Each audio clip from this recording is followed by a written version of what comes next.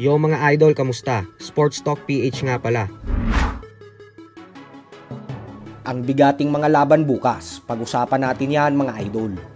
Ngunit bago ang lahat ay huwag kakalimutang mag-subscribe at i-click ang notification bell button for more sports talk.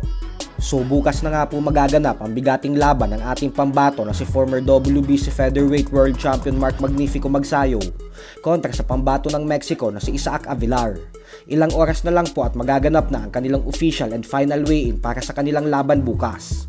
Ito ang magsisilbing unang laban ni Magsayo sa 130-pound super featherweight division. Kaya naman abangan po natin ang magiging performance niya bukas. Tandaan po natin na nanggagaling si Magnifico sa dalawang magkasunod na talo sa kamay ni Rey Vargas at Brandon Figueroa. Kaya naman asahan po natin na gutom at gigil talaga si Magsayo na makabalik sa winning column. Samantala, naganap na nga po kanina ang official and final weigh-in para sa world title fight ng former undisputed lightweight world champion Devin Haney and current WBC junior welterweight world champion Regis Prograis. Tumimbang ng saktong 140 pounds si Haney habang 139 pounds naman si Prograis.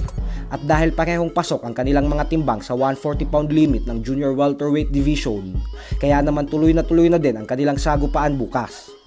Naging mainit ang dalawa sa face-off kanina, kung saan panay trash talkan ng dalawa.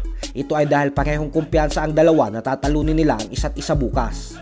Susubukan ni Haney maging isang ganap na 2-division world champion, habang si Prograis naman ay susubukang ipatikim kay Haney ang kauna-unahang talo nito sa kanyang buong professional boxing career. Sa kabilang banda naman mga idol ay naging prangka nga po ang former 3-division world champion angas ng Pinas, Janrael Casimero, sa naging pahayag niya sa kanyang official Facebook page na Cuadro Alas It's My Boy patungkol sa bigating laban ng isa pa nating pambato na si current unified IBF and WBA Super Bantamweight World Champion Marlon Tapales kontra sa undefeated 4-division world champion Japanese monster na Naoya Inoue na gaganapin sa December 26.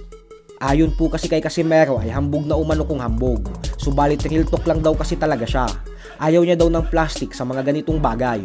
Oo, at Pilipino naman umano siya, pero hindi daw ibig sabihin nito ay pati bulsa o pera niya ay itataya niya na doon sa kapwa niya Pinoy. Dahil alam niya umano at alam din daw natin kung sino talaga ang mananalo sa laban. Kumbaga mga idol ay ang pinapalabas niya po dito ay alam daw nating lahat na matatalo talaga si Tapales kay Inoue. Kaya naman ilalagay niya ang pera niya sa binansagang halimaw ng Japan para sa talpakan na ito. Halo-halo naman ang naging reaksyon ng mga fans sa pahayag na ito ni Casimero dahil madami din naman ang sumang-ayon sa kanya.